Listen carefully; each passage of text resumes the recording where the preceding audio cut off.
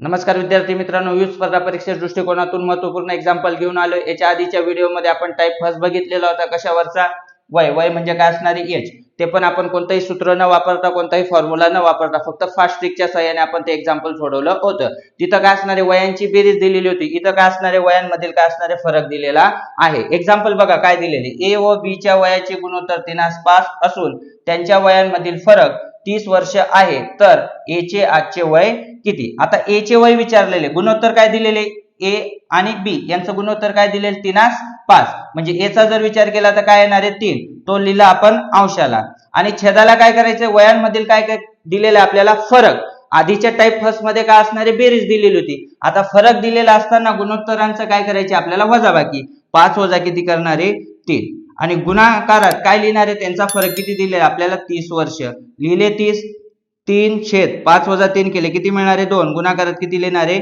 30, बे एक बे, बे एक बे, बे पंचे किती होणार आहे 10।